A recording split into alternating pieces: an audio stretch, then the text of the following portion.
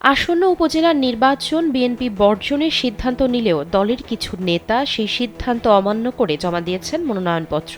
তাদের একটি উল্লেখযোগ্য অংশ প্রথম ধাপের উপজেলা পরিষদের ভোটে থাকছেন। তবে প্রার্থী হওয়া বিএনপি নেতাদের একটি অংশ শেষ পর্যন্ত ভোটে থাকবেন নাকি প্রত্যাহার করবেন এ নিয়ে তাদের অনেকে এখনও রয়েছেন দোলাচলে। আবার কেউ কেউ মনোনয়নপত্র প্রত্যাহারের শেষ দিন সোমবার পর্যন্ত সময় নিতে চাইছেন। শনিবার বিএনপির অন্তত ২৫ জন প্রার্থীর সঙ্গে কথা বলে ও যোগাযোগ করে তথ্য জানা গেছে। তাদের অনেকে বলছেন ভোটে তাদের ভালো করার যথেষ্ট সম্ভাবনা রয়েছে। এর জন্য দল থেকে শাস্তিমূলক ব্যবস্থা নেওয়ার আগেই কেউ কেউ দল থেকে পদত্যাগ করেছেন, যাতে বহিষ্কার করার সুযোগ না পায় বিএনপি। ১ মিনিটে নগদ ইসলামিক অ্যাকাউন্ট খুলতে ডায়াল করুন *167#।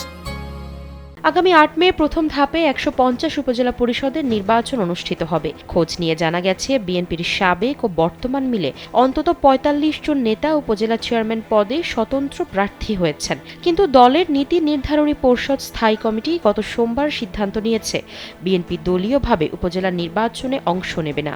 এবারটা ইতোমধ্যে সাংগঠনিকভাবে মাঠ পর্যায়ে পৌঁছে দেওয়া হয়েছে।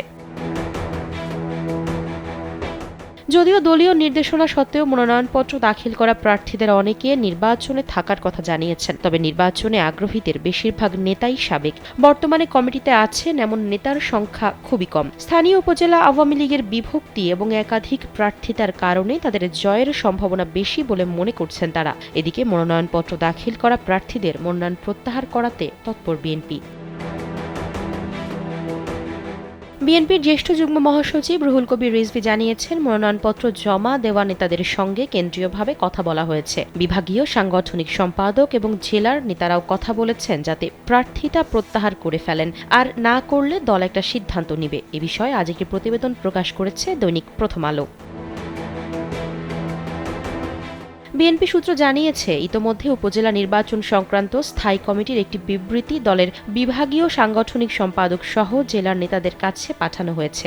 তাতে বিএনপি কেন ভোট বর্জন করছে সে বিষয়ে বিস্তারিত ব্যাখ্যা দেওয়া হয়েছে। বিবৃতিতে বলা হয়, এই সরকারের নির্বাচনী প্রহসনের অংশীদার না হওয়ার অবস্থান থেকে বিএনপি উপজেলা নির্বাচন বর্জন করার সিদ্ধান্ত গ্রহণ করেছে।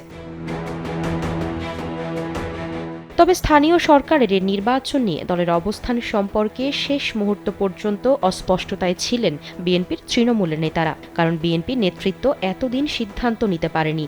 এরই মধ্যে প্রথম ধাপের ১৫০টি উপজেলা পরিষদ নির্বাচনে কম বেশি বিএনপির ৪৫ জন নেতা স্বতন্ত্র প্রার্থী হিসেবে মনোনয়নপত্র জমা দেন। দলের অবস্থানের বাইরে গিয়ে যারা ভোটের মাঠে নেমেছেন তাদের ব্যাপারে বিএনপি কতটা কঠোর হতে পারে এখন সেই আলোচনাই চলছে।